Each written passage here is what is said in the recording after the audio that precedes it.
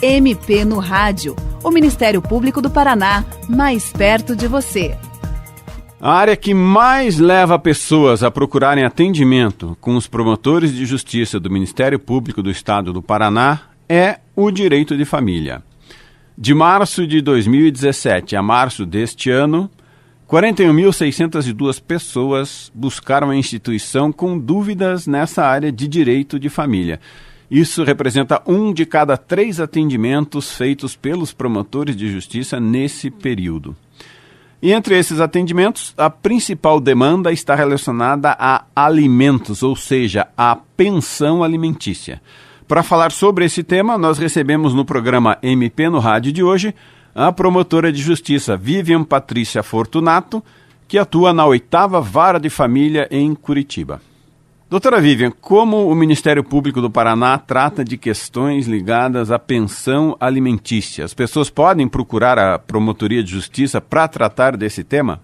Bom, as questões ligadas à pensão alimentícia são tratadas com muita atenção e cuidado pelo Ministério Público, pois dizem respeito à dignidade do indivíduo. Muitas vezes a pensão alimentícia é a única forma que a pessoa tem de manter a própria sobrevivência. A população sempre pode procurar o promotor da sua comarca para resolver qualquer dúvida a respeito de pensão alimentícia.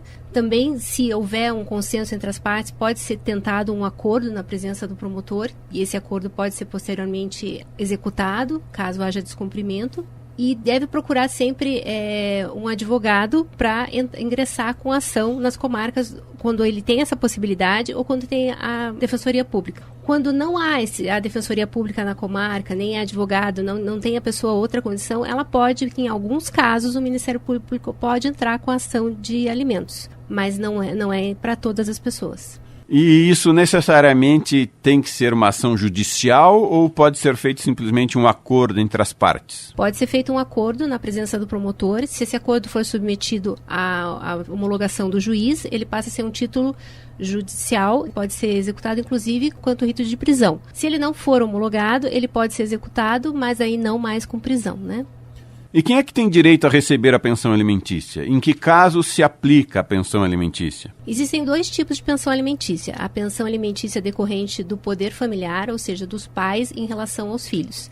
Enquanto persistir a menoridade dos filhos, os pais são obrigados a sustentá-los.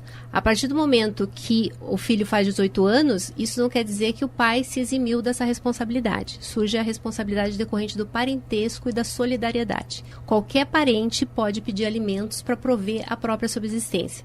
A diferença é que o dever de alimentos que os pais têm em relação aos filhos, eles têm que proporcionar tudo que os filhos necessitam. E quando a questão refere-se à solidariedade familiar, ou seja, os alimentos que qualquer parente pode pedir, é aquele necessário para a sobrevivência. Uma sobrevivência digna, digamos assim.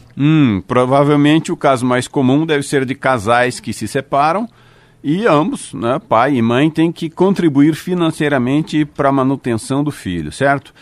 Mas isso se aplica também não só a filhos, não é? Por exemplo, um pai idoso pode pedir alimentos para o filho? Pode pedir pode pedir alimentos para o filho, um avô pode pedir alimentos também para o neto, se ele estiver numa situação melhor, por exemplo, se o pai já morreu e o neto já trabalha, o avô pode pedir a pensão para esse neto também. O neto pode pedir para o avô também? O neto para o avô também. E no caso de irmãos também é possível? Se não há outra pessoa que venha antes, por exemplo, se os pais já são falecidos e o irmão necessita, ele pode pedir para o irmão também.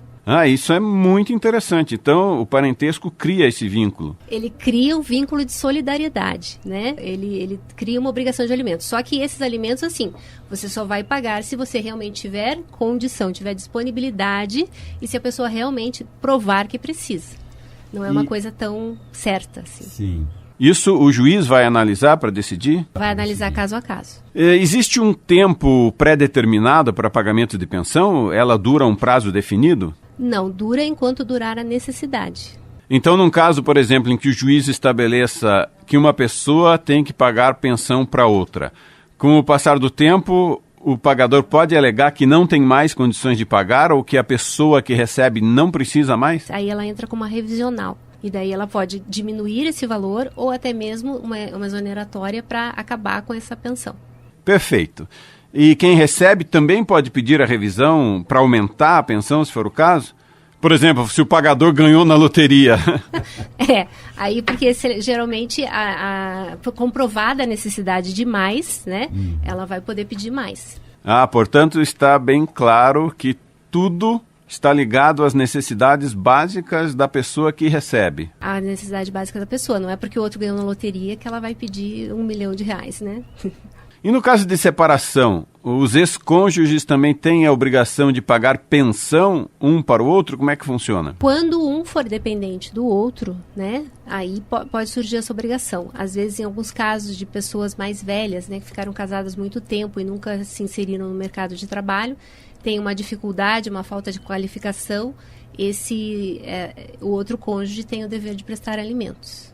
Certo. Provavelmente o mais comum é o caso do marido provedor e da mulher dona de casa, não é? A mulher que nunca teve profissão e sempre cuidou da casa. Mas se de repente essa mulher começa a desenvolver uma atividade, o marido pode vir dizer, olha, ela não precisa mais, e daí ela vai ter que provar que aquilo que ela ganha não é suficiente para prover as necessidades dela. E pode acontecer o contrário também, da mulher que trabalha e ganha e o marido pede pensão? Com certeza. O direito é recíproco, tanto para o marido para a mulher, quanto a mulher para o marido. Certo. Bom, tradicionalmente, na estrutura familiar antiga, havia muito isso do homem provedor e da mulher dona de casa. Mas está mudando. A gente já tem casos que o marido entra com pedido de pensão contra a esposa. Doutora Vivian, como é estipulado o valor da pensão alimentícia? O valor da pensão alimentícia, ele é calculado de acordo com um trinômio. É a necessidade de quem pede, a possibilidade de quem tem que pagar e a proporcionalidade entre quando existem mais obrigados da mesma classe. Por exemplo, no caso dos filhos, é o pai e a mãe. Então, assim, vamos apurar as necessidades do filho, a possibilidade de cada um deles, e daí é determinado quanto cada um vai ter que contribuir, por exemplo. Não quer dizer que a necessidade do filho seja dividida meio a meio entre pai e mãe. Quem ganha mais, paga mais. Isso é bem interessante. Então, cada um colabora na proporção do seu rendimento. Exatamente. E sempre levando em conta a necessidade do filho. Isso. No caso de um filho, quais são as necessidades que precisam ser providas por uma pensão? São inúmeras, porque as pessoas geralmente pensam só na escola e na comida. Não, mas tem a educação, tem a alimentação, tem a moradia, tem os serviços básicos, água, luz, telefone, transporte, lazer, que também é um direito fundamental da criança, a própria estrutura da casa, né? Tem que atender todas as necessidades da criança. Hoje em dia, você tem que ter um serviço de internet, tem que ter um monte de coisas que fazem a necessidade de qualquer ser humano. São todas essas necessidades. E às vezes o pai fala, mas eu pago sozinho. Ele paga R$800 e só a escola é 1.100. Mas ele acha que ele supre todas as necessidades do filho.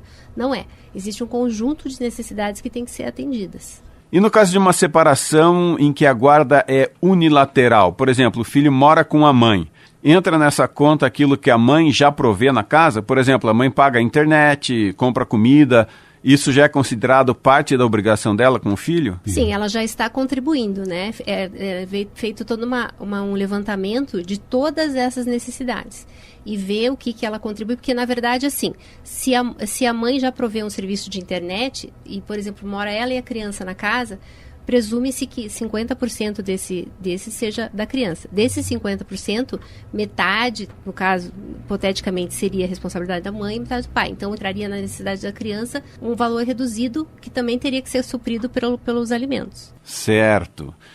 E o que acontece quando um deles não tem condições de pagar? Por exemplo, no caso do filho, se o pai ou a mãe não tem condições de pagar a pensão? Então, ultimamente isso tem acontecido bastante, né? Que às vezes um só fica responsável por tudo, mas ele fica responsável naquele momento, porque assim que mudar a possibilidade daquele, por exemplo, ele conseguir um emprego, ele vai voltar a pagar e vai ser feito redimensionamento da despesa novamente. Perfeito. E se a pessoa tem condições de pagar, isso foi estabelecido pelo juiz que ela deve pagar, mas ela não paga. Existe uma punição? O que é que acontece nesses casos? Existem dois tipos de execução de alimentos. Uma é pelo rito de prisão, que são os alimentos mais urgentes, esses que são vencidos de 3 meses anteriores à data da interposição da ação. até a data do pagamento. Todo mundo acha, são só os 3 últimos meses. Não, são os 3 anteriores a pessoa entrar com a execução e todos os outros que se vencerem depois. A pessoa que não paga, ela pode ser presa de 30 a 90 dias. Ela pode ter esse débito executado, vai ficar com, como as pessoas comumente chamam de nome sujo, né? E ela ainda vai continuar devendo. Ou seja, se ela tiver qualquer coisa no nome dela, pode perder esse bem para quitar essa dívida, mesmo já tendo ficado preso, tendo ficado com o nome sujo. Ultimamente existem julgados onde já está sendo suspenso o direito de dirigir, inclusive, da pessoa. Complica bem a vida da pessoa a execução. E houve uma mudança recente na legislação que a tornou um pouquinho mais rigorosa, não é? Bem mais rigorosa, porque às vezes as pessoas achavam que só a prisão, elas ficavam, eu fico lá preso 30 dias, depois eu saio e não devo mais. Mas não é isso, continua devendo e tem uma série de punições. Se o débito já é anterior, muito antigo, digamos, o cara não paga há 5 anos, a pessoa pode executar da mesma forma. E daí essa execução vai ser pelo rito de penhora. Então, mesmo que ele diga que não tenha nada, serão feitas buscas para descobrir se ele tem um imóvel, se ele tem um carro, se ele tem conta bancária. Pode ser bloqueado a conta bancária dele, se ele tiver alguma poupança, alguma coisa, um dinheiro em conta. O juiz pode fazer essa pesquisa e bloquear. E na prática, doutora, acontece muito prisão de não pagador de pensão alimentícia? Muito. Eu acho que é o que mais prende, viu? A gente prende, assim, muita gente toda semana.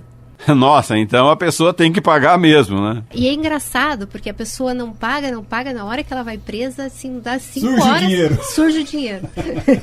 A doutora falou sobre dívidas antigas. Existe algum prazo para fazer a cobrança? Não existe. A dívida de pensão alimentícia só começa a correr a prescrição quando o filho fica maior de idade. Certo. Então, assim, se existe um título lá, que quando a criança tinha 8 meses, a mãe nunca executou, mas lá com 17 anos o rapaz resolve executar tudo, ele pode. Não existe prescrição. Perfeito. E no caso do filho que atinge a maioridade, o próprio filho, então, pode pedir o pagamento? Pode porque era um direito dele, que a mãe não exerceu, mas aí ele, em nome próprio, quando ele faz 18 anos, ele pode pedir. Nossa, esse é um dado muito interessante.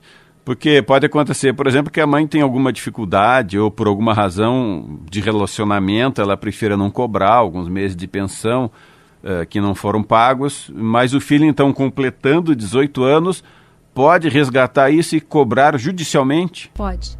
Isso é muito interessante, hein? É importante para que as pessoas fiquem ligadas. Na prática do dia a dia, a pensão alimentícia é o tema que mais aparece na vara da família? É o que mais aparece. Não só a fixação, como a revisão e principalmente a execução. Bom, fica aqui então a lembrança de que o filho é permanente, o filho é para sempre. E é obrigação de ambos os pais, independentemente de qualquer separação. Sim. Doutora Vivian, muito obrigado pela sua participação no programa de hoje. E nós aproveitamos para lembrar que o Ministério Público do Paraná tem uma página especial na internet com vários esclarecimentos sobre direito de família. O endereço é, anote aí, www.site.mppr.mp.br/direito de família. Site escrito lá como em inglês, né? SITE. Vou repetir o endereço. www.site.mppr.mp.br/direito de família. O programa MP no Rádio é uma parceria do Ministério Público do Paraná e da AERP, Associação das Emissoras de Radiodifusão do Paraná. Comentários e sugestões podem ser feitos pelo e-mail mpnorradio@mppr.mp.br ou pelo telefone 41 3250 4469. MP no Rádio, uma produção do Ministério Público do Paraná, em parceria com a Associação das Emissoras de Radiodifusão do Paraná.